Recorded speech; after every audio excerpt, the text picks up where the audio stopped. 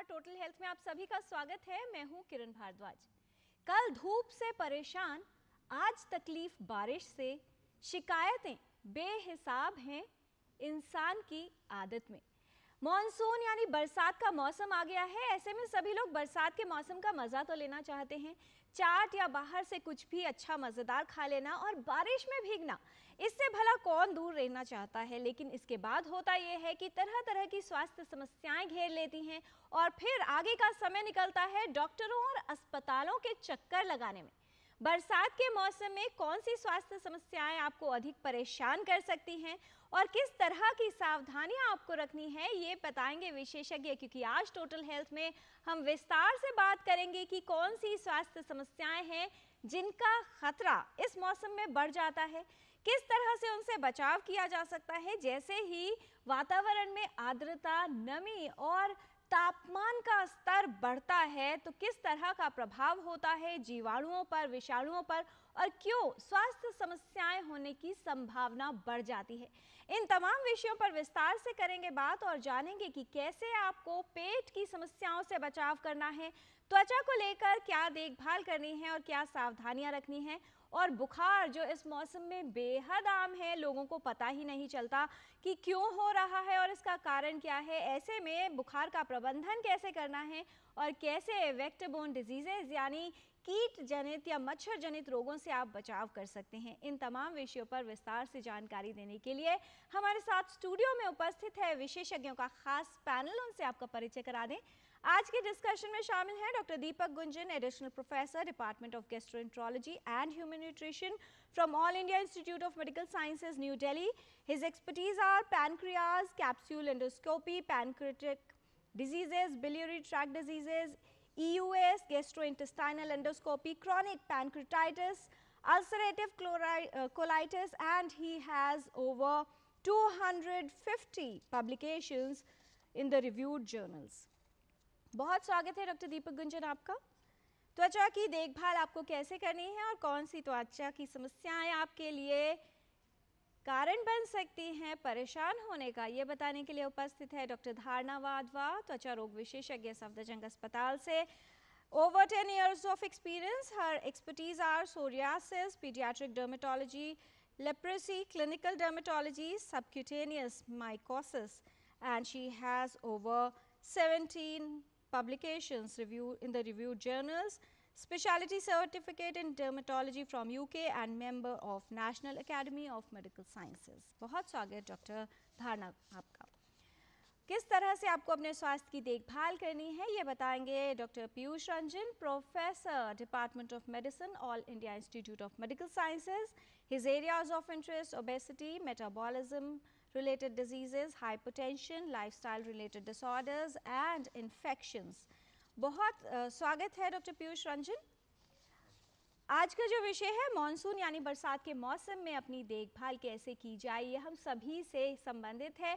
बच्चों से लेकर बड़ों तक, वयस्कों से लेकर वृद्ध लोगों तक, सभी को इस मौसम में अपनी देखभाल करनी चाहिए। लेकिन वो लोग जिन्हें विशेष प्रकार की बीमारियां हैं, चाहे त्वचा रोग की बात की जाए या मधुमेह जैसे लाइफस्टाइल डिसऑर्डर की बात की जाए, इस मौसम में अधिक सावधान रहने की आवश्यकता है। खान पान को लेकर क्या सावधानियां होनी चाहिए, त्वचा की देखभाल कैसे होगी और अपने को इस मौसम में आप कैसे स्वस्थ रख सकते हैं, ये विशेषज्ञ आपको बताएंगे। जानकारी की शुरुआत करते हैं एक रिपोर्ट से और समझ लेते हैं कि किस प्रकार की बीमारियों की संभावना बढ़ जाती है जैसे ही आता है बरसात का मौसम।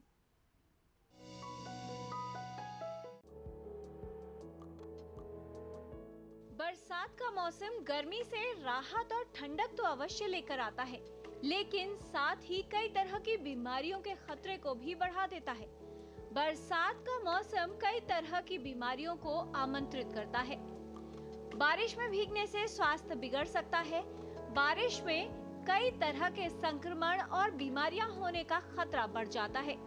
गर्मी और अधिक आर्द्रता के कारण त्वचा की समस्याएं बढ़ जाती है। त्वचा के संक्रमण होने की संभावना रहती है। बारिश के मौसम में नमी बने रहने के कारण बैक्टीरिया, जीवाणु और विषाणु के पनपने के लिए अनुकूल स्थिति बन जाती है। इसलिए त्वचा पर कई तरह के संक्रमण होने की संभावना रहती है। बारिश के मौसम में बाहर खाना पीना कई तरह की बीमारियों को न्योता दे सकता है। पेट की समस्याएं भी इस मौसम में बेहद आम हो जाती हैं। बरसात के मौसम में डेंगू, मलेरिया, चिकनगुनिया, जापानी एन्सेफेलाइटिस, वायरल बुखार, जुकाम, टाइफाइड बुखार, हेपेटाइटिस ए और ई, डायरिया, गैस्ट्रोएंटेराइटिस, लेप्टोस्पायरोसिस और त्वचा संबंधित बीमारियां हो सकती हैं। इस मौसम में त्वचा पर फोड़े, फुंसी, दाद, खाज, घमौरियां, रैशेज और फंगल इन्फेक्शंस यानी फंगल से होने वाले संक्रमण का खतरा भी बढ़ता है। इस मौसम में बारिश से कई स्थानों पर जल भराव, कीचड़ और गंदगी से मच्छर उत्पन्न होने लगते हैं। मच्छरों के काटने से होने वाली बीमारियां भी हो सकती हैं। जीवाणु और विषाणु पानी और खाद्य पदार्थों को दूषित कर सकते हैं और पेट के संक्रमण का खतरा उत्पन्न कर सकते हैं। आवश्यक है कि बरसात के मौसम में स्वास्थ्य को लेकर अधिक सावधानी रखी जाए, जिससे बीमारियों से बचाव हो सके और आप इस मौसम में भी स्वस्थ रह सके। किरण भारद्वाज, डीडी न्यूज।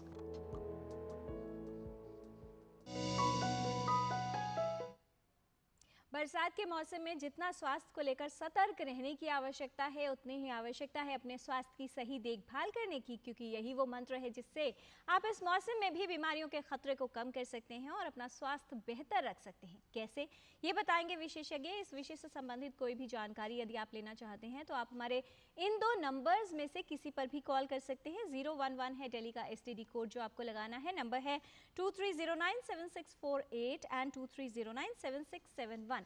आप अपने प्रश्न हमें ईमेल भी कर सकते हैं ddnewstotalhealth@gmail.com पर। जानकारी की शुरुआत करते हैं और समझते हैं कि कैसे स्वयं को सेहतमंद रखा जाए, कैसे मॉनसून यानी बरसात के मौसम में अपना स्वास्थ्य ठीक रखा जा सकता है। सबसे पहले डॉक्टर पीयूष आपसे समझना चाहेंगे, बहुत से लोग हैं जो इस मौसम का मजा लेना चाहते हैं, लेकिन कुछ लोग ऐसे भी हैं जो बरसात के मौसम को बीमारियों का मौसम मानते हैं और ये समझते हैं कि बीमार होना ऐसे में बहुत ही आम है या सामान्य बात है, तो इसके लिए कुछ किया नहीं जा सकता। किस तरह के बदलाव आते हैं पूरे वातावरण की बात की जाए और क्यों संभावना बढ़ जाती है इस मौसम में कुछ विशेष तरह की बीमारियां होने की? जी, जैसा आपने कार्यक्रम के शुरू में भी कहा कि हमें कुछ लोग मौसम का मज़ा लेते हैं और कहा भी गया है कि हर रंग से रंगी है जिंदगानी, आपकी मज़ा छाँव संग धूप का भी लिया कीजिए। तो इस मौसम को आप सिर्फ एक कर्ज के रूप में न लें, बल्कि इसका एंजॉय करें, लेकिन साथ साथ कुछ न कुछ ज़रूर आप सावधानियां बरतें। जैसा कि कार्यक्रम के शुरू में आपने बताया कि जो इस मौसम में जो बीमारियां होती हैं उसमें सबसे इम्पॉर्टेंट है वेक्टर बॉर्न डिजीज, यानी मच्छर काटने से जो बीमारियां होती हैं, जिसमें कि मलेरिया, डेंगू, चिकनगुनिया ये सब होता है। और दूसरा जो है वो food and water borne disease, जिसमें कि गैस्ट्रोएंटेराइटिस हो गया, हेपेटाइटिस हो गया और टाइफाइड जैसे कुछ बुखार की संबंधित बीमारियां होती हैं। और साथ ही साथ जो कपड़े की वजह से, जो कि अगर ये भींगे कपड़े हो जाते हैं उसकी वजह से जो फंगल इन्फेक्शन और जो मच्छरों के काटने के कारण कुछ और दूसरे तरह के डर्मेटाइटिस हो सकते हैं। तो ये कुछ ऐसी बीमारियां हैं। सबसे महत्वपूर्ण यह बात है कि इन सभी बीमारियों से अगर हम सही जानकारी रखें तो आराम से इनका बचाव हो सकता है। जी, और यही जानकारी हमारे विशेषज्ञ आप तक पहुंचाएंगे इस 1 घंटे में। डॉक्टर दीपक, ये कहा जाता है कि बहुत ज़्यादा तापमान है, ह्यूमिडिटी का स्तर बहुत ज़्यादा है, ऐसे में जो वायरसेस हैं, बैक्टीरियाज हैं, जीवाणु या विषाणु होते हैं, उनके लिए एक अनुकूल स्थिति बन जाती है कि ग्रोथ भी ज़्यादा होती है और बीमारियों की संभावना भी। आपने बहुत बढ़िया कहा कि जो बारिश का मौसम है वो बिल्कुल अनुकूल स्थिति है जीवाणु एवं विषाणु के पलने और बढ़ने के लिए। यदि टेम्परेचर बहुत ज़्यादा हो और बहुत कम हो तो ये उतनी जल्दी ग्रोथ नहीं कर पाते हैं। तो जो बारिश का मौसम है उसमें ह्यूमिडिटी भी बहुत ज़्यादा होती है, नमी होती है और टेम्परेचर भी माकूल होता है उनके ग्रोथ के लिए।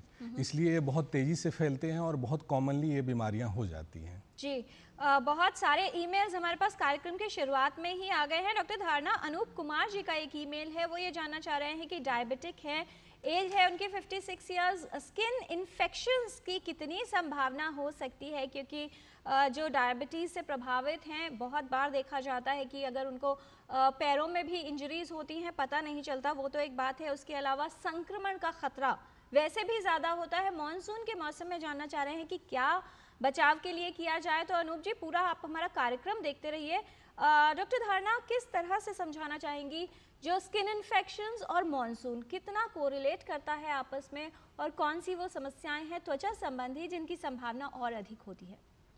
तो बारिशों के मौसम में जैसे पहले भी डिस्कस कर चुके हैं कि सब तरीके के इन्फेक्शन बढ़ते हैं। चमड़ी के ऊपर, त्वचा के ऊपर खास तौर से फंगल इन्फेक्शन और बैक्टीरियल इन्फेक्शन का रिस्क बढ़ जाता है। तो बहुत ज़रूरी है कि हम सफाई का ख्याल रखें, फ्रीक्वेंट नहाना, साफ़ पानी से नहाना और उसे अच्छी तरह सुखाना, ये बहुत ज़रूरी है। डायबिटिक्स को भी और जनरल पॉपुलेशन को भी सूखा रहना चाहिए, आपका त्वचा सूखा रहना चाहिए, that is the most important. Right. और उसके अलावा आहार में, खान पान में आप किस तरीके के कपड़े पहनते हैं उसे लेकर भी बहुत सी सावधानियां रखनी है आपको। वो क्या है और किस तरह से रखी जाएंगी ये भी जानेंगे विशेषज्ञों से। यहाँ पर लेते हैं एक छोटा सा ब्रेक। आप देखते रहिए टोटल हेल्थ। ब्रेक के बाद लौटेंगे तो आपको बताएंगे कि आहार में आपको क्या लेना है और क्या नहीं, त्वचा की देखभाल कैसे करनी है और कैसे आप इस मौसम में पूरी तरह से स्वस्थ रह सकते हैं। सस्ते वाले दाल मसाले स्वाद हुआ बेकार, MDH की हल्दी मिर्ची धनिया करे कमाल, ये रंग दे, ये खुशबू दे, ये तीखा, ये कम पड़े, क्या निराला MDH मसाला।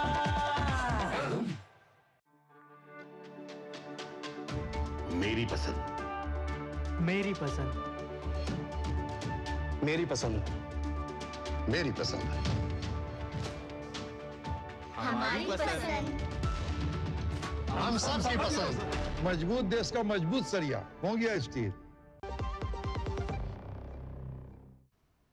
ब्रेक के बाद टोटल हेल्थ में आपका स्वागत है। बरसात के मौसम में कैसे रखी जाए, स्वास्थ्य की देखभाल कैसे करनी है और स्वास्थ्य का ख्याल कैसे रखना है, ये विशेषज्ञ आपको बता रहे हैं।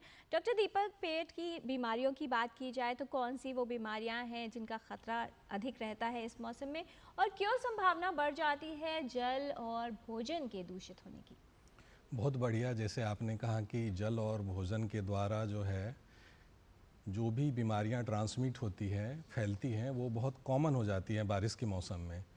क्योंकि यदि हम खाना पीना और हाथ अच्छे से ना धोएं और खाना जो फ्रेश ना हो, तुरंत बनाया हुआ ना हो, तो उसकी वजह से बीमारियां बढ़ जाती हैं। और उसमें जो कॉमन बीमारियां हैं, जो पेट से बीमारियां जिसको गैस्ट्रोएंटेराइटिस बोलते हैं, जो कॉमनली प्रेजेंट करता है या जो मरीज़ परेशानी बताते हैं, उसमें पेट दर्द होता है, उसमें उल्टियाँ हो सकती हैं, मरोड़ वाली दर्द हो सकती है और बार बार दस्त हो सकता है और कभी कभी बुखार भी हो सकता है। रेयरली, बहुत कॉमन नहीं है, बट जब दस्त में खून भी आ सकता है। तो ये कॉमन प्रेजेंटेशन है। और एक दूसरी बीमारी होती है जो बारिश के मौसम में काफ़ी है, जो लीवर से रिलेटेड है, जॉन्डिस हो जाता है हेपेटाइटिस ए और हेपेटाइटिस ई के द्वारा, जो कॉमनली फूड के द्वारा ट्रांसमिट होता है। उसकी वजह से ये बीमारियां काफ़ी कॉमन है बारिश के मौसम में। जी डॉक्टर रंजन, बहुत सारे लोग हैं, आपने कार्यक्रम की शुरुआत में ही कहा था कि बारिश का मज़ा लेना चाहते हैं और भीग ही जाते हैं। मान लीजिए बारिश में भीग कर ऑफिस गए और एसी में बहुत देर तक बैठे रहे, बुखार हो गया, लेकिन अब ये नहीं पता है कि बुखार जो है बारिश में भीगने की वजह से हुआ है, क्योंकि इस समय वायरल बुखार भी बहुत फैले हुए हैं, डेंगू, मलेरिया, चिकनगुनिया की संभावना भी बढ़ जाती है। कैसे आइडेंटिफाई किया जाए, और स्टार्टिंग में अगर किसी को बुखार होता है कितने दिन तक इंतज़ार करें, क्योंकि जो जाँच है कुछ ही समय के बाद ये पता चल सकता है कि बुखार का कारण क्या है? जी देखिए, इस मौसम में जो बुखार होता है, जो कॉमन बुखार है, उसमें से पहला है एक वायरल फीवर, जो कि यूजुअली फ्लू लाइक सिम्टम्स के साथ होता है। नंबर 2 हो गया आपका डेंगू वायरस, जो कि डेंगू वायरस के कारण जो डेंगू फीवर होता है, मलेरिया, और कुछ जगहों पर चिकनगुनिया जो है वो थोड़े थोड़े टाइम के बाद वो स्पर्ट्स में आता है। इसे पहचानने की विधि ये है कि अगर आपको अपर रेस्पिरेटरी ट्रैक्ट सिम्टम्स के साथ हो रहा है, यानी आपका गला साथ में ख़राब हो रहा है, आपके अगर नाक में या इस तरह से वो सिक्रीशंस ज़्यादा आ रहे हैं वो, और परिवार के बहुत सारे सदस्यों के, आपके दफ्तर में बहुत सारे लोगों को एक साथ हो गया है, तब आप मान सकते हैं कि वो एक सीजनल फ्लू और बुखार ये हो गया है। ऐसे में बुखार जो है वो गले में ख़राब होने के साथ साथ यूजुअली जो है वो लेसर इंटेंसिटी का रहता है, यानी कम स्तर का वो बुखार रहता है, और ये भी बुखार जो है वो सेल्फ लिमिटेड रहता है, नंबर 1। नंबर 2 जो बुखार हो गया वो डेंगू का बुखार हो गया, जो कि मानसून के ठीक बाद वाले सीजन में, जो जब तेज़ बारिश के बाद वाले जो सीजन में वो देखने को मिलता है। और ये बुखार में जो पहला बुखार होता है वही बहुत तेज़ बुखार होता है। अगर पहला बुखार बदन दर्द कपकपी के साथ अगर आपको आ रहा है 103-4 या इससे अधिक का ये हो रहा है, तब आप ये मान सकते हैं कि ये बुखार जो है वो डेंगू हो सकता है। ठीक है, ये बुखार भी सेल्फ लिमिटेड होता है। ये 4-5-6 दिनों में खुद से लगभग 90% से ज़्यादा लोगों को बगैर किसी कॉम्प्लिकेशन या बगैर किसी परेशानी के खुद ब खुद ठीक हो जाता है। तीसरी तरह का बुखार जो कि है वो मलेरिया है। मलेरिया में क्या होता है कि वो पहला बुखार जो होता है वो भी तेज़ होता है, कपकपी के साथ आता है, और जैसा टिपिकली डिस्क्राइब किया गया है कि ये पीरियोडिक टाइप का होता है, यानी कि एक दिन में वो 3 या 4 घंटे का हुआ बुखार हुआ, तेज़ पसीना हुआ, उसके बाद ठीक हो गया। लेकिन यहाँ ये समझने की बात है कि ये जो टिपिकल डिस्क्रिप्शन जो मलेरिया फीवर का है उसमें भी ये चेंज देखने को मिला और उसमें भी कई तरह के वेरिएशन होते हैं। तो आपके लिए आवश्यक क्या है कि जब कभी बुखार तेज हो तो खुद से सेल्फ मेडिकेशन ना लें, बल्कि अपने नज़दीक के स्वास्थ्य केंद्र में जाकर के नज़दीक के डॉक्टर के साथ आप सलाह लें, और जैसा वो आपको सलाह दें, खून की जांच करवाने की अगर आवश्यकता हो तो उनकी सलाह के अनुसार आप खून की जांच करवा करके प्रॉपर डायग्नोसिस करवाएं। जी, और यदि आप सही समय पर विशेषज्ञ से सलाह लेते हैं तो बहुत सी जटिलताओं की संभावना कम हो सकती है और गंभीरता को बढ़ने से भी रोका जा सकता है। फिलहाल कॉल कर रहे हैं भास्कर साहू जी छत्तीसगढ़ से सवाल पूछने के लिए। भास्कर जी, बहुत स्वागत आपका टोटल हेल्थ में, पूछिए सवाल। जय जोहार। बरसात के मौसम में हमें अपनी इम्यूनिटी पावर कैसे बढ़ा कर रखें और खान पान किस प्रकार से रखें, इसकी जानकारी चाहिए। डॉक्टर पीयूष, इम्यूनिटी को लेकर बहुत ज़्यादा लोग चिंतित रहते हैं आजकल, क्या कहना चाहेंगे? देखिए, इम्यूनिटी के बारे में हमेशा कहता हूँ, इम्यूनिटी जो है वो एक दीर्घकालीन निवेश की तरह है। It's a long term investment, और उसमें प्रॉपर डिविडेंड पाने के लिए, इसके प्रॉपर लाभ कमाने के लिए आपको रेगुलरली इन्वेस्टेड रहना पड़ेगा। ये एक दिन की चीज़ नहीं है। ऐसे बहुत सारे मिथक होते हैं कि कुछ भोज्य पदार्थ को, कुछ डाइटरी सप्लीमेंट को लेने से इम्यूनिटी आपकी ठीक हो जाएगी, ऐसा नहीं होता है। इम्यूनिटी के लिए आपको लंबे समय तक प्रॉपर बैलेंस डाइट लेना होगा, नंबर 1। नंबर 2, आपको रेगुलरली एक्सरसाइज करती रहनी पड़ेगी। नंबर 3, आपको बुरी आदतें जैसे सिगरेट, शराब और जो फिजिकल इनएक्टिविटी है उन सबों से आपको दूर रहना पड़ेगा। और ऐसे लोग जिनको कि डायबिटीज़ है या किडनी की बीमारी है, वो अपने डायबिटीज़ को कंट्रोल कर सकते हैं, और जो आपको जो इम्यूनिटी को कम करने वाली बीमारियां हैं उसको आप नियंत्रित कर सकते हैं। जी डॉक्टर, धारणा, बहुत सारे लोग ऐसे हैं जो इस मौसम में दांत खाज से परेशान रहते हैं, और जैसा डॉक्टर पीयूष रंजन ने कहा कि चाहे बात सेहत की हो या त्वचा को ठीक करने की, मैजिकल इफेक्ट्स की बहुत उम्मीद की जाती है। आजकल सेल्फ मेडिकेशन भी किया जाता है। मार्केट में ओवर द काउंटर बहुत तरह के विकल्प उपलब्ध हैं जो ये दावा करते हैं कि अगर आपको एक समस्या है दांत के, उसमें मान लीजिए या फंगल इन्फेक्शंस होते हैं, तो इंस्टेंटली ठीक हो जाएगी और बहुत ज़्यादा इफेक्ट उसका रहेगा। किस तरह से डील करना चाहिए अगर किसी को ये समस्या हो रही है, इन्फेक्शन लग रहा है, सही तरीका क्या होना चाहिए? सब प्रकार की खुजली का एक उपाय नहीं होता, ये मैं आप सब तक मैसेज पहुंचाना चाहूँगी। ये बहुत ज़रूरी है कि आप सीधा over the counter preparation chemist के पास जाके कोई भी ट्यूब अपने शरीर पे ना लगाएं, क्योंकि अक्सर ये दाद एक फंगल इन्फेक्शन जिसको हम रिंगवर्म कहते हैं, टीनिया कहते हैं, वो होता है। तो उसके ऊपर अगर ऐसी ओवर द काउंटर ट्यूब्स लगाए जाएं, उनके अंदर स्टेरॉयड होता है जो कि आपकी इम्यूनिटी को कम करके दाद को और फैला देता है। थोड़े समय के लिए आपकी खुजली तो कम हो जाएगी, लेकिन अंदर ही अंदर दाद और पनप जाएगा। तो प्लीज़ आप अपने आप से कोई भी ओवर द काउंटर ट्यूब कोई भी खुजली के लिए ना लगाएं।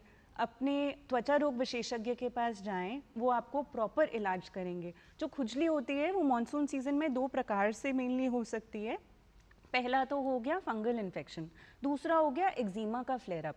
इन दोनों के लिए इलाज अलग है, तो आप सेल्फ मेडिकेट प्लीज़ नहीं करें। जी, विशेषज्ञ इसीलिए हैं कि उनसे सलाह ली जा सके, इसलिए अपना डॉक्टर स्वयं नहीं बनिए, क्योंकि ये करना आपके लिए अधिक जटिलता को बढ़ा सकता है, समस्या और अधिक गंभीर हो सकती है, और उसके बाद डॉक्टरों के लिए जितना मुश्किल उसको ठीक करना होता है, रोगी के लिए दिक्कत उतनी ही अधिक हो जाती है। एक और कॉलर है हमारे साथ, राकेश जी हैं शिमला से फोन लाइन पर। स्वागत आपका, पूछिए सवाल।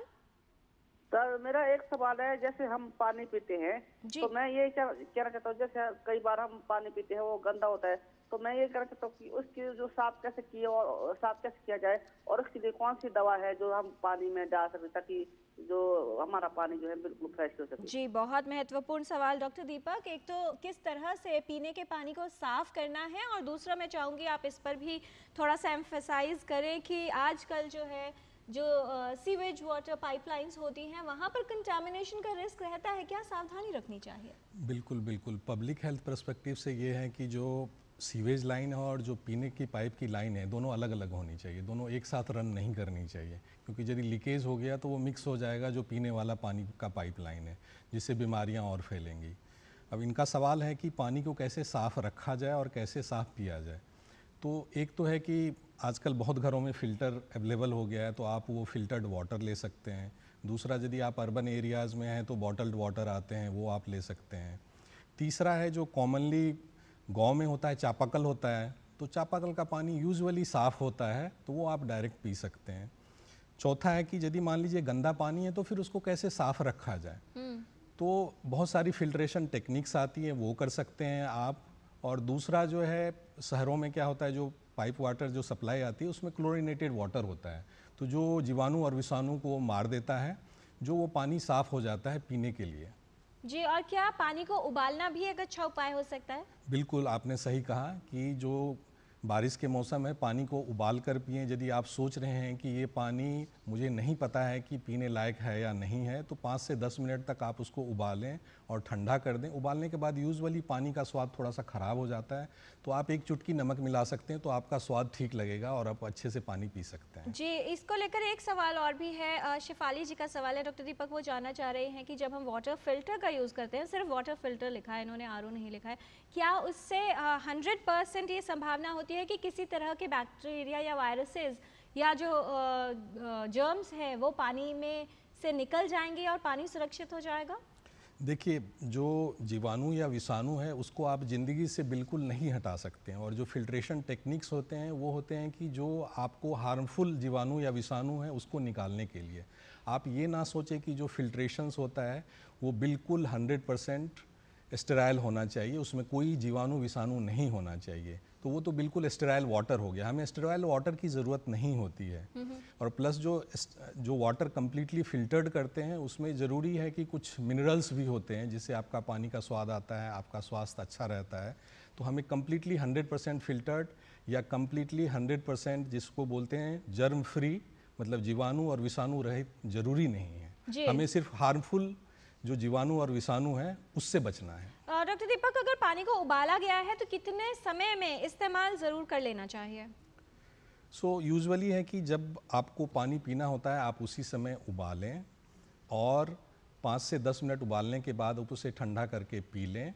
बट आप उसको रख भी सकते हैं यदि आप उसको अच्छे तरह से रखें जिसमें बाद में कंटेमिनेशन ना हो, धूल या और उसमें कुछ मिल ना जाए, उसकी आप सावधानी ज़रूर रखें। जी, और अगर आपने पानी बर्तन में उबाला है तो उसका बर्तन भी ना बदलें, क्योंकि आपने पानी उबाल लिया है लेकिन दूसरा बर्तन कितना साफ़ है या कितना नहीं, कई बार इस पर ध्यान नहीं दिया जाता। डॉक्टर पीयूष, बहुत सारे लोग हैं जिनको जब बुखार होता है और उसमें प्लेटलेट्स फ्लक्चुएट करने लगते हैं तो चिंता का विषय बन जाता है। आजकल डेंगू बुखार में तो एक बात रही, लेकिन वायरल में भी कई बार प्लेटलेट के फ्लक्चुएशंस देखे जाते हैं। कौन से स्तर तक अगर प्लेटलेट फॉल कर रहे हैं तो उसको सामान्य समझना चाहिए, और कौन से वो लोग होंगे जिन्हें अधिक ध्यान देने की आवश्यकता है? क्योंकि अक्सर होता यह है कि जैसे ही बुखार उतरता है जो भी व्यक्ति है वो बिल्कुल टेंशन फ्री हो जाता है कि अब वो ठीक हो रहे, और कॉम्प्लिकेशंस शायद उसके बाद ही प्रारंभ होती है। जी, प्लेटलेट एक ऐसा ग्लैमराइज्ड वर्ड है जो कि वो डेंगू और इस जैसे वेक्टर बॉर्न डिजीज के साथ, और जो डेंगू को इतनी सारी प्रसिद्धि मिली है वो सिर्फ प्लेटलेट और इससे जुड़े मिथक की वजह से हुआ है। तो आपके माध्यम से मैं कुछ ज़रूरी बातें बताना चाहूँगा कि यूजुअल काउंट जो प्लेटलेट का हमारे शरीर में होता है वो 1.5 लाख से ज़्यादा होता है, ठीक है। 1 लाख से कम को हम लोग थ्रोम्बोसाइटोपिनिया कहते हैं, जिसमें प्लेटलेट की कमी कहते हैं। लेकिन वह प्लेटलेट का वह स्तर जिसके बाद की हमें ज़्यादा परेशानी या ब्लीडिंग टेंडेंसी बढ़ती है वो शायद 2-4 हज़ार या फिर 10 हज़ार से नीचे होता है। तो जब तक प्लेटलेट का काउंट 10 हज़ार से कम ना हो जाए, किसी भी तरह से परेशान या पैनिकी वाले सिचुएशन में आने की आवश्यकता नहीं है, नंबर 1। नंबर 2 जो डेंगू, जो किसी भी तरह, जो आपने बिल्कुल सही कहा कि सिर्फ डेंगू ही नहीं बल्कि किसी भी तरह के वायरल इलनेस में थोड़े समय के लिए प्लेटलेट कम या ज़्यादा हो सकता है। डेंगू इस बारे में ज़्यादा बदनाम है, हमें इस बारे में ध्यान भी रखना चाहिए। लेकिन डेंगू में जो प्लेटलेट काउंट बढ़ता है वो बुखार ठीक होने के बाद, यानी कि चौथे, पाँचवें या उसके बाद 7वें, 8वें दिन तक वो क्रिटिकल फेज होता है जिसमें कि प्लेटलेट कम होता है। यानी अगर डेंगू के लक्षण हों तो पहले दिन से ही प्लेटलेट को लेकर के बहुत ज़्यादा आपको पैनिकी स्थिति में नहीं आना है। नंबर 3 बात कि कोई भी ऐसा भोज्य पदार्थ नहीं है जिसको खाने के बाद प्लेटलेट की संख्या बढ़ सकती है। तरह तरह के मिथ आते हैं और लोग जो है वो सोशल मीडिया में ऐसी कई सारे वो खबरें जो है प्रचारित की जाती हैं कि पपीते के छाल का रस पी लो, गिलोय खा लो, बकरी का दूध पी लो। मैं बड़ी जिम्मेदारी पूर्वक आपके माध्यम से फिर से एक बार दोहराना चाहता हूं कि किसी भी प्रकार के फूड आइटम या डाइटरी सप्लीमेंट के द्वारा प्लेटलेट की संख्या को नहीं बढ़ाया जा सकता है।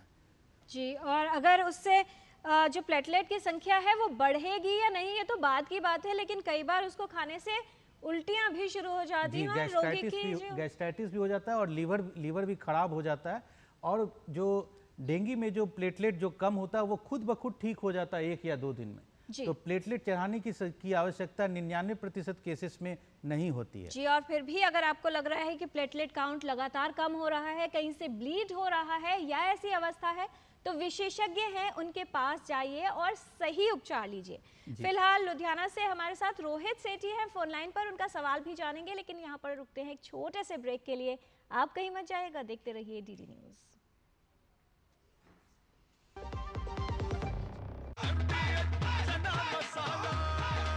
अब छोलिया हो या लोबिया, सफेद चने या काले चने, सब कुछ मजेदार बने। जो लक्ष्य चुना था समझ आने लगा है। GLA यूनिवर्सिटी, उच्च लक्ष्य की निश्चित प्राप्ति। ब्रेक के बाद टोटल हेल्थ में आपका स्वागत है। बरसात के मौसम में कैसे की जाए स्वास्थ्य की देखभाल, ये हम जान रहे हैं विशेषज्ञों से। रोहित सेठी हमारे साथ फोन लाइन पर लुधियाना से जुड़े हैं। रोहित जी, स्वागत आपका। क्या जानना चाहते हैं आप? नमस्कार जी सभी को मेरा। जी नमस्कार। हाँ जी मैडम, मेरे ना 2 सवाल हैं। एक तो ये था कि जैसे अगर किसी ने छोटे होते वैक्सीन नहीं ली है हेपेटाइटिस की, तो बड़ों में जैसे मैं 43 ऑफ एज में हूँ, तो क्या मैं अभी उसकी वैक्सीन के ले सकता हूँ? और दूसरा, उसका गवर्नमेंट के जैसे हॉस्पिटल या वहाँ डिस्पेंसरीज वगैरह में क्या हम ये ले सकते हैं? गवर्नमेंट का कुछ प्रोग्राम है जिसमें कवर्ड होता है ये? और एक मेरा जैसे आजकल मानसून सीजन है, इसमें स्किन वगैरह ह्यूमिड रहती है हमारी, तो उसके लिए क्या ये टेलकॉम डीओज अगर हम यूज करते हैं आर दे सेफ, या उसका हम स्किन का कैसे ख्याल रख सकते हैं? राइट, बहुत ही महत्वपूर्ण सवाल। पहला सवाल डॉक्टर दीपक वैक्सीन को लेकर है। हेपेटाइटिस की वैक्सीन के लिए क्या सुविधा है और कब लगवाई जा सकती है? जो मॉनसून रिलेटेड जॉन्डिस होता है, जिसमें हेपेटाइटिस ए और हेपेटाइटिस ई होता है, दोनों वजह से जॉन्डिस होता है, उसकी वैक्सीन, जो हेपेटाइटिस ए की वैक्सीन तो अवेलेबल है, बट इंडिया में जो है अभी पब्लिक हेल्थ प्रोग्राम में नहीं आया है, क्योंकि जब हम डेवलपिंग कंट्रीज़ थे तो उस समय जो बचपन में ही बहुत लोगों को जॉन्डिस हो जाता था। इसकी वजह से, क्योंकि एक बार जॉन्डिस हो गया हेपेटाइटिस और ए और ई की वजह से, तो यूजुअली ये पूरे लाइफ आपको प्रोटेक्शन देती है, क्योंकि आपके शरीर में इम्यूनिटी डेवलप हो जाती है।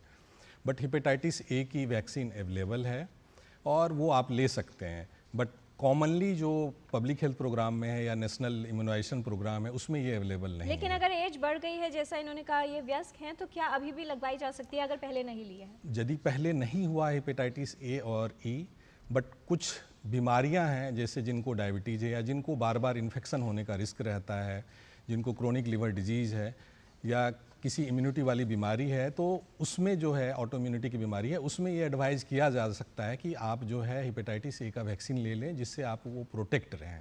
जी, और जो इनका दूसरा प्रश्न था डॉक्टर धारणा की त्वचा को लेकर क्या सावधानी रखने की ज़रूरत है? टाइल्स थी भी बात कर रहे थे कि बहुत सारे लोग इस्तेमाल करते हैं, क्या उससे कुछ लाभ होगा? बेसिकली इस मौसम में त्वचा की देखभाल कैसे करनी है? उमस का मौसम है तो सबसे पहली चीज़ अपने शरीर को, त्वचा को साफ रखें, सूखा रखें। इसके अलावा आप कपड़े किस प्रकार के पहन रहे हैं ये बहुत ज़रूरी है। आपको सूती कपड़ा पहनना है जो ढीला है, खुला है, हवादार है, ताकि हवा का दौरा मेंटेन रहे, आपको जो भी पसीना आ रहा है वो बाहर बह सके। आजकल टाइट फिटिंग कपड़े, डेनिम की जीन्स, ऐसा सिंथेटिक मटेरियल जिससे पानी पसीना उमस शरीर के अंदर बॉडी फोल्ड्स में ट्रैप हो जाती है, लोग बहुत पहनते हैं, जिसके कारण स्किन रिलेटेड सब बहुत बीमारियां बढ़ जाती हैं। तो आप अपने कपड़े सूती, ढीले, हवादार पहनिए। और जो आप टाल्क्स यूज़ कर रहे हैं, पाउडर, एंटी फंगल डस्टिंग टाल्क्स, ये सब इस्तेमाल कर सकते हैं। और डिओड्रेंट्स का भी वो पूछ रहे थे, तो आप डिओड्रेंट्स को डायरेक्टली अपने स्किन पे नहीं लगाएंगे, कपड़ों के ऊपर इस्तेमाल करेंगे। जी, और सनस्क्रीन को लेकर भी बहुत सारे लोगों का सवाल रहता है कि क्लाउडी वेदर है तो सनस्क्रीन का शायद उपयोग करने की आवश्यकता नहीं है, क्या कहना चाहेंगे? आपको sunscreen through out the year 24/7 लगाना ही है। आप सुबह, दोपहर, शाम एवरी 3 to 4 आवर्स रीएप्लिकेशन करेंगे, क्योंकि इन स्पाइट अगर बहुत ज़्यादा बादल हैं फिर भी यूवी लाइट जो है वो उनके थ्रू पेनिट्रेट करके आपके स्किन के ऊपर हार्मफुल इफेक्ट कर सकती है। तो सनस्क्रीन का प्रयोग आप मानसून सीजन में भी करते रहेंगे। जी, डॉक्टर पीयूष, एक और बुखार जो इस मौसम में बहुत सारे लोगों को प्रभावित कर रहा है वो है टाइफाइड फीवर। किस तरह से भिन्न होता है ये दूसरे बुखार से और कितने समय में इसकी पहचान हो सकती है? क्योंकि शुरुआती दौर में जब बुखार आने लगता है तो व्यक्ति को पता नहीं होता कि बुखार का कारण दरअसल है क्या। जी, जैसा आपने कहा कि टाइफाइड बुखार बाकी तीनों बुखार से अलग है। इस तरह से अलग है कि ये एक तो ये बैक्टीरिया की वजह से होता है, दूसरा ये मच्छर काटने की वजह से नहीं होता, ये food and water borne disease है। टाइफाइड बुखार की यह विशेषता होती है कि ये स्टेप लैडर पैटर्न में चलता है, यानी कि शुरुआती बुखार जो है वह बहुत ज़्यादा हाई इंटेंस का, हाई ग्रेड का फीवर नहीं होता है, धीरे धीरे करके ये बढ़ता है। यूजुअली टाइफाइड के बुखार में कुछ न कुछ जीआई सिम्टम्स भी साथ साथ हो सकते हैं, हालांकि ये एक रूल नहीं है, जैसे कि डायरिया भी कुछ लोगों को साथ साथ हो सकता है। और एक समय के बाद जब 4 या 5 दिन का समय जब हो जाता है तब बुखार में जो है वो आदमी में जो है बैक्टीरियमिया की वजह से जो है वो टॉक्सिसिटी, एक टॉक्सिक लुक जिसे हम लोग कहते हैं, उसके जीभ में जो कोटेड टंग, ये सारी चीज़ें भी साथ साथ हो सकती हैं। टाइफाइड बुखार को पहचानना और समय पर इसका इलाज करना इसलिए आवश्यक है क्योंकि ये सेल्फ लिमिटेड नहीं होता है, इसलिए इसकी सही समय पर इसकी पहचान करके एप्रोप्रिएट एंटीबायोटिक देने के बाद ही आप टाइफाइड से निजात पा सकते हैं। और जितना ज़्यादा डिले होगा उतना ज़्यादा इसके तुरंत ठीक होने में आपको समस्या उत्पन्न होगी। एक टाइफाइड हो गया, दूसरा मलेरिया हो गया, ये दोनों सेल्फ लिमिटेड नहीं होते हैं, इसलिए इनका समय पर जितनी जल्दी से जल्दी हो सके पहचान कर लिया जाना ज़रूरी है। और एप्रोप्रिएट एंटीबायोटिक या एंटी मलेरियल इसको आपको ये इसका सेवन आपको डॉक्टरी सलाह के बाद करना पड़ेगा। जी डॉक्टर पीयूष, अगर किसी को बुखार है कितने दिन के बाद आप जांच करवाने के लिए कहते हैं, ये पता करने के लिए कि दरअसल इसका कारण क्या है या प्रॉपर डायग्नोसिस हो सके? देखिए, इसे हम लोग ड्यूरेशन में ना बांधें, बल्कि इसके साथ जो एसोसिएटेड सिम्टम है और इसकी जो सीवियरिटी है उसके अनुसार बांधें। अगर मान लीजिए ये डेंगू का सीजन है, जबकि आपके मोहल्ले में आसपास डेंगू ज़्यादा फैल रहा और पहला बुखार ही आपको बहुत तेज़ हो गया है, तो आपके लिए आवश्यक है कि डॉक्टरी सलाह पर जो स्पेसिफिक जांच जो होता है वो करवा लें। इससे फ़ायदा क्या होगा कि आप डेंगू के सीज़न में पैरासीटामोल के अलावा बुखार कम करने की दूसरी दवा नहीं लेंगे और प्रॉपर हाइड्रेशन मेंटेन रखेंगे। अगर मान लीजिए आपके साथ ये आपके परिवार में या आपके दफ्तर में बाकी लोगों को फ्लू जैसी इलनेस है और बुखार रिलेटिवली लेस माइल्ड है, तो आप इंतज़ार कर सकते हैं कि वो सेल्फ लिमिटेड है और ये फ्लू जैसा ही लग रहा है, तब आप ये ले। तो इसमें ज़रूरी ड्यूरेशन ऑफ फीवर नहीं बल्कि सिम्टम की सीवियरिटी, एसोसिएटेड सिम्टम्स है, जिसके बाद आप या तो इंतज़ार कर सकते हैं या तुरंत आप नज़दीक के डॉक्टर से मिल सकते हैं। जी, तो आपके लक्षण किस तरह से बदल रहे हैं, किस तरफ आपकी स्थिति जा रही है, इसका आपको विशेष ध्यान रखना है और लापरवाह होकर नहीं बैठ जाना। हालांकि पैनिक नहीं करना है, ये विशेषज्ञ कह रहे हैं, लेकिन लापरवाह भी नहीं होना है। अगर आपको बुखार की समस्या है या कोई और स्थिति है, यानी आपको ऐसे लक्षण आ रहे हैं जिसमें आपको लगता है कि आपकी तबीयत ठीक नहीं है, तो विशेषज्ञ हैं और उनसे सलाह ली जा सकती है। फिलहाल उत्तर प्रदेश से पवन फोन लाइन पर है हमारे साथ सवाल पूछने के लिए। पवन जी, बहुत स्वागत। क्या है आपकी समस्या? जी नमस्ते मैम। जी नमस्कार। मेरा प्रश्न ये है, जैसे बारिश के समय में हम नदी में नहाते हैं या पास के किसी पानी स्रोत पे नहाते हैं या स्विमिंग पूल में जी, तो इस समय हमें क्या सावधानी लेनी चाहिए अगर हम ऐसे नहाने जाएं स्विमिंग पूल या नदियों में? राइट। डॉक्टर धारणा, बहुत सारे लोग हैं जो स्विमिंग कर रहे हैं और इस समय इन्फेक्शन भी पिक हो जाते हैं। तालाब की भी इन्होंने बात कही है, क्या कहना चाहेंगी? सावधानी अगर नहाना ही है तो क्या साथ में किया जा सकता है? ऐसी कोई भी जगह जहाँ पे बहुत सारे लोग इकट्ठे एक ही पानी में उतर रहे हैं, उन जगह नहाने से आपका रिस्क ऑफ इन्फेक्शन बढ़ता है, तो चाहे वो बैक्टीरियल इन्फेक्शन हो चाहे फंगल इन्फेक्शन हो। स्विमिंग पूल में नहाने की वजह से क्लोरीनेटेड पानी होता है जो त्वचा के ऊपर हार्श होता है। तो आप अगर नहा रहे हैं तालाब में, स्विमिंग पूल में, तो उसके बाद तुरंत आप साफ पानी के साथ दोबारा नहाएंगे और चमड़ी को अच्छे से सुखा के उसके ऊपर एक बैरियर लगा लेंगे, एक मॉइस्चराइज़र या फिर नारियल तेल ज़रूर लगा लेंगे ताकि वो एक प्रोटेक्ट आपके करे त्वचा को। जी डॉक्टर पीयूष, एक ईमेल है, विनय दुबे जी का ईमेल है, वो कह रहे हैं कि इनके मित्र के प्लेटलेट्स 10,000 से लेकर 75,000 के बीच रहते हैं। ये मुंबई में रहते हैं, एज है 61 इयर्स और वैसे इनको कोई परेशानी नहीं होती है। अगर प्लेटलेट्स कम ही रहते हैं, क्या उसको बढ़ाया जा सकता है किसी इलाज के द्वारा? और अगर प्लेटलेट कम है तो उसकी वजह से कोई समस्या हो सकती है क्या? जी, जैसा कि उन्होंने हिस्ट्री दिया है, ऐसा लगता है ये बुखार के साथ जुड़ा हुआ नहीं है। तो इन्हें जो प्लेटलेट कम होने की जो दूसरी बीमारी है, जिन्हें कि हम लोग ITP कहते हैं, इडियोपैथिक थ्रोम्बोसाइटोपेनिक परप्यूरा कहते हैं, तो वो होने की संभावना है। 10 से 75 ये 1000 तक का जो प्लेटलेट का काउंट बताते हैं वो भी उस तरह का है। मैं सलाह दूंगा कि ये किसी मेडिसिन के डॉक्टर से या किसी हेमेटोलॉजिस्ट से मिले। इन्हें कुछ खून की जांच करानी पड़ सकती है, बोन मैरो का भी जांच कराना पड़ सकता है। और ये पर्टिकुलर डिजीज भी जो है वो कुछ खास तरह की दवाइयाँ जिसमें कि स्टेरॉयड या इम्यूनोसप्रेसिव भी हैं, जिनको देने के बाद ये बिल्कुल ठीक हो सकता है। और इन्हें ज़रूर अपने नज़दीक के किसी विशेषज्ञ से मिल करके उचित इलाज कराना चाहिए। जी डॉक्टर दीपक, आजकल का जो मौसम है, जैसे ही बारिश आने लगती है तो मन जो है वो नहीं मानता है। तरह तरह की चाट पकौड़ी और न जाने क्या क्या बाहर से खाने का मन तो ज़रूर करता है। खान पान को लेकर किस तरह की सावधानी बरतनी है? दूसरी बात, बहुत से ऐसे लोग हैं जो इस मौसम में एक बार खाना बनाया उसको फ्रिज में रख दिया जाता है, उसको रीहीट किया जाता है। यदि कोई ऐसा कर रहा है, कितना बड़ा खतरा अपनी ओर आमंत्रित कर रहा है वो? बहुत अच्छा आपने सवाल पूछा कि बारिश के मौसम में हमें कैसे खान पान का ध्यान रखना चाहिए। तो एक तो है कि आपको प्रॉपर हैंड हाइजीन करना है, कि मतलब खाने से पहले आप अच्छे से हाथ धोएं और खाने के बाद भी धोएं। दूसरा है कि आप पानी साफ़ पिए, जैसा हमने पहले बात की। तीसरा, जो स्ट्रीट फूड है, जो वेंडर्स होते हैं, वहाँ पे 2-3 तरह की परेशानियाँ होती हैं कि वो ढका हुआ नहीं होता है, तो उस पर मक्खियाँ वगैरह आती रहती हैं, तो आपकी बीमारियों का चांस बढ़ जाता है। दस्त होने की पर्टिकुलरली बीमारी या फूड पॉइजनिंग का चांस बहुत बढ़ जाता है।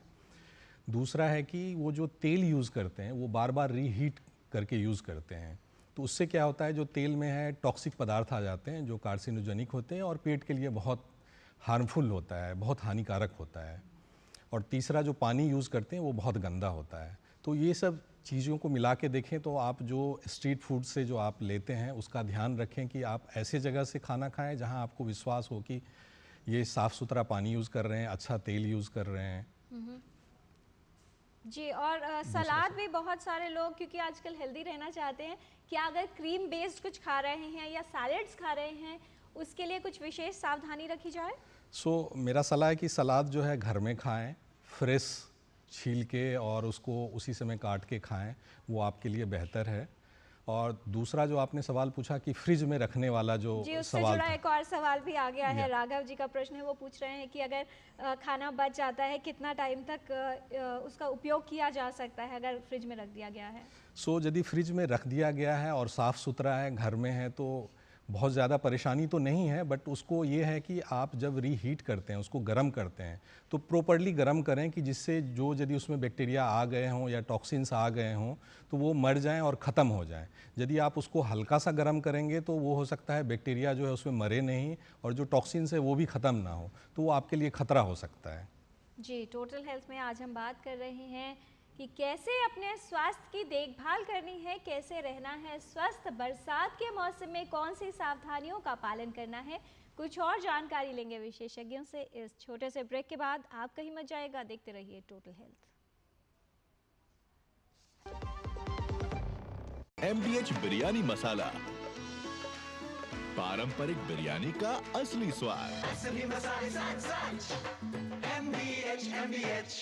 जब धरती चीर कर निकलता है लोहे का पत्थर और मिलता है मोंगिया के जोश से, फिर तपता है, पिघलता है और बनता है फौलाद। अब होता है सरिया सारी खूबियों के साथ। मोंगिया स्टील, मजबूत देश का मजबूत सरिया। ब्रेक के बाद टोटल हेल्थ में आपका स्वागत है। बरसात के मौसम में कैसे रहें स्वस्थ, ये हम जान रहे हैं विशेषज्ञों से। जानकारी को आगे बढ़ाते हैं। एक ईमेल है, सुजाता का ईमेल है डॉक्टर धारणा। वो ये कह रही हैं कि इनको बरसात के मौसम में पसीना काफ़ी आता है और पैरों से स्मेल बहुत आती है।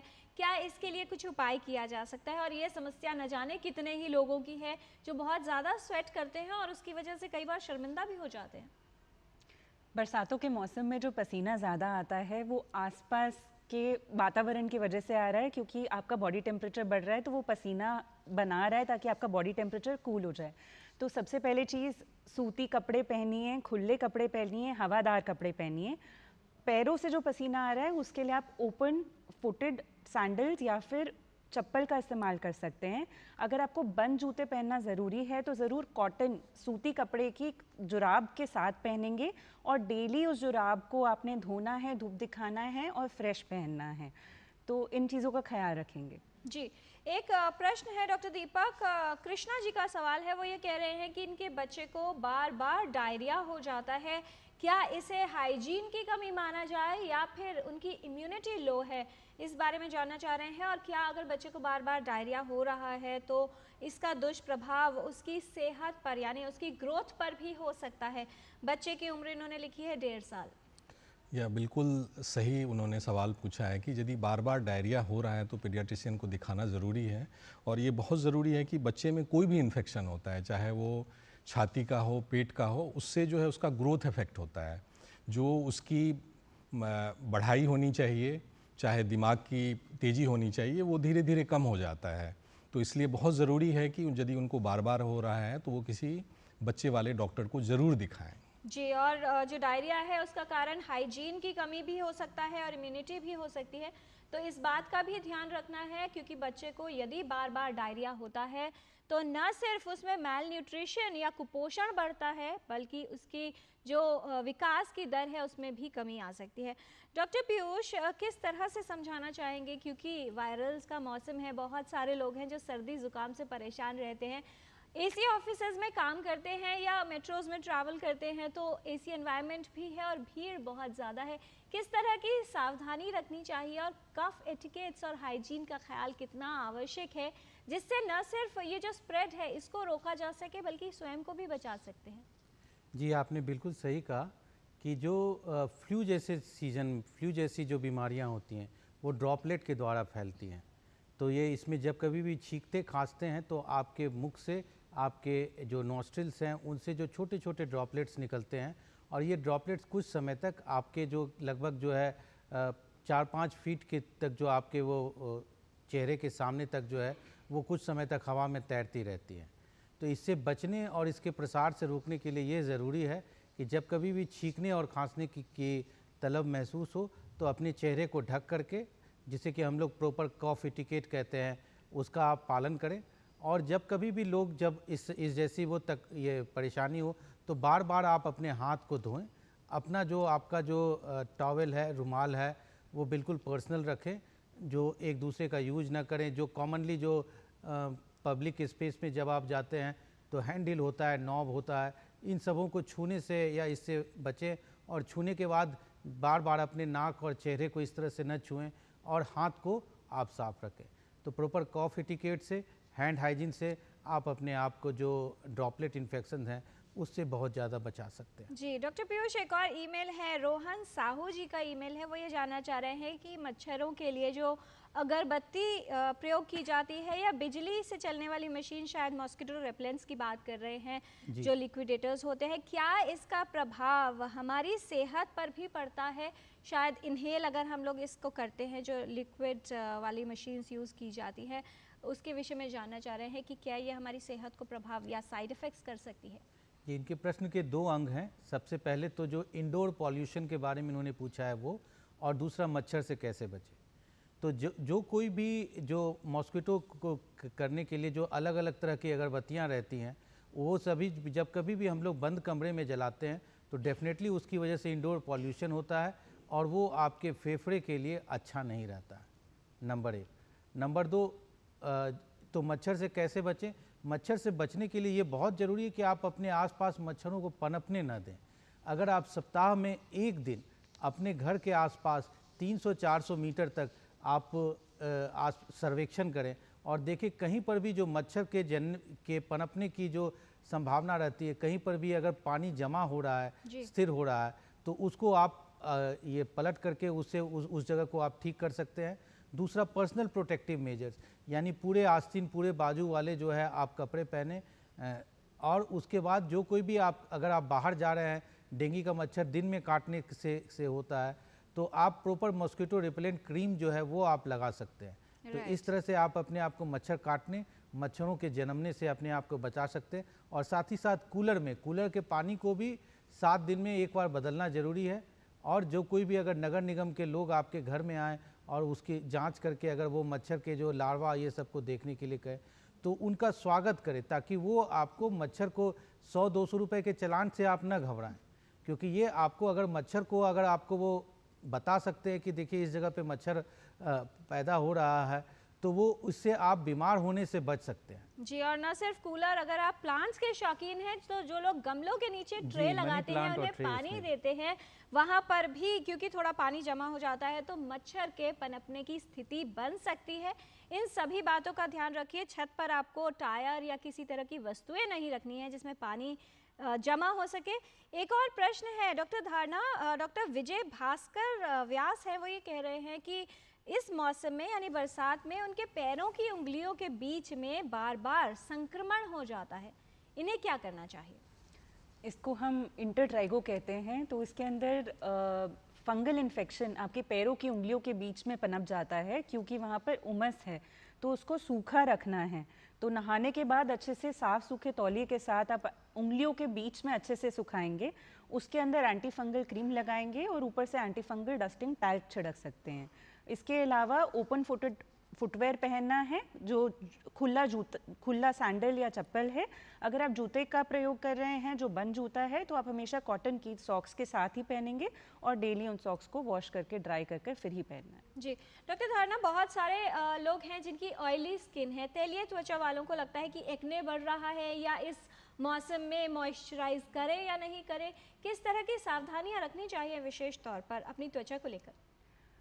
क्योंकि उमस ज़्यादा है, पसीना ज़्यादा आ रहा है, तो आपके चेहरे पे भी ये पसीना डर्ट और ग्राइम को एक्यूमुलेट करता है, जिसके कारण आपके पोर्स बंद हो जाते हैं और मुहासे बढ़ जाते हैं। तो ये इस सीज़न में होता ही है। अगर आपको मुहासे आ रहे हैं तो अपना स्किन को आपको फ्रीक्वेंटली क्लेंस करना पड़ेगा, उसको साफ़ रखना पड़ेगा, धोना पड़ेगा। और मॉइस्चराइज करना है या नहीं करना, आपको मॉइस्चराइज करना चाहिए।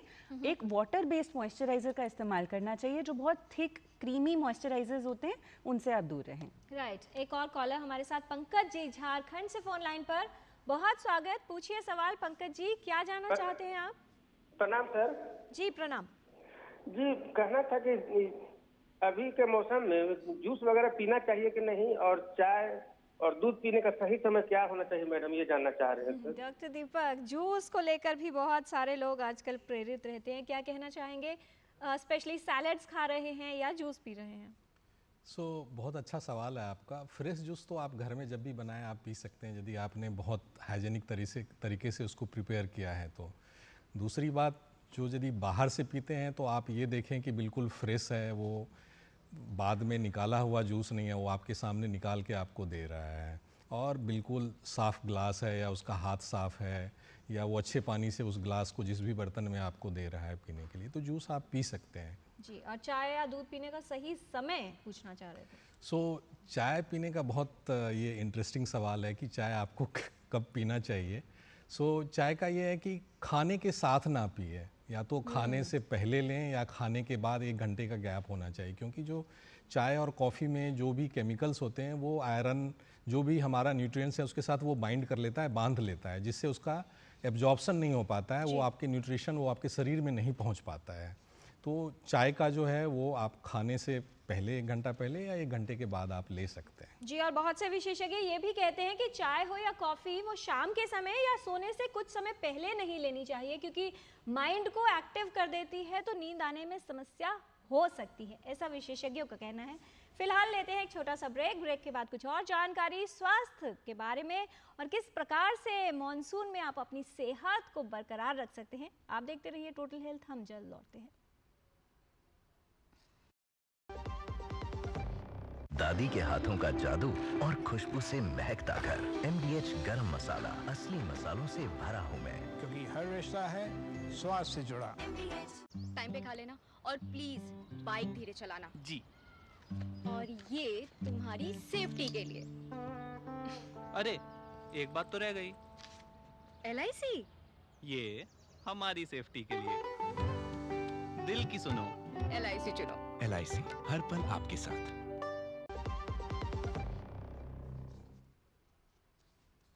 ब्रेक के बाद टोटल हेल्थ में आपका स्वागत। मॉनसून में कैसे रह सकते हैं सेहतमंद, इस विषय पर हम बात कर रहे हैं। आज टोटल हेल्थ में विशेषज्ञों का खास पैनल हमारे साथ डॉक्टर दीपक गुंजन, डॉक्टर धारणा वाधवा, डॉक्टर पीयूष रंजन और कुछ और जानकारी विशेषज्ञों से लेते हैं रैपिड फायर क्वेश्चंस राउंड के माध्यम से। छोटे सवाल और बहुत छोटे जवाब। पहला सवाल डॉक्टर दीपक आपसे कि बरसात का मौसम पेट की बीमारियों का मौसम है, इनसे बचाव के लिए कुछ नहीं किया जा सकता? बिल्कुल किया जा सकता है।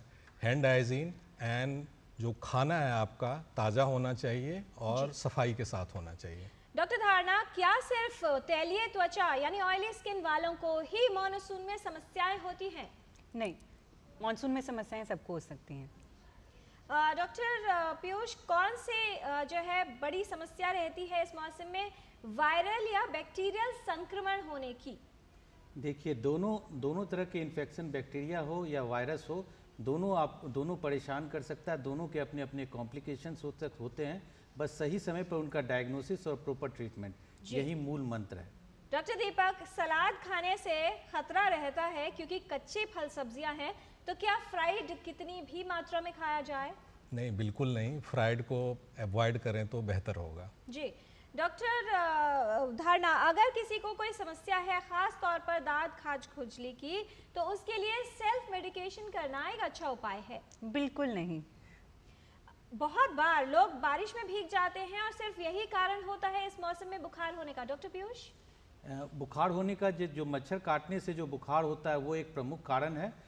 जो नॉर्मल वायरल फीवर होता है वो भी एक कारण है, लेकिन बुखार के और दूसरे कारण भी हो सकते हैं। जी। डॉक्टर दीपक, अगर किसी को डायरिया हो जाता है, उल्टी दस्त लग जाते हैं, तो ऐसे में ORS कितनी बड़ी राहत है? मुझे लगता है सबसे बड़ी राहत है, और ORS यदि आपके घर में अवेलेबल नहीं है तो आप आसानी से घर में बना सकते हैं। डॉक्टर धारणा, इस मौसम में अपनी त्वचा को मॉइस्चराइज करने की आवश्यकता नहीं होती है? होती है, आप मॉइस्चराइज सारा साल करें। जी। अगर किसी को बुखार है तो कब तक इंतजार करें डॉक्टर के पास जाने के लिए? डॉक्टर पीयूष?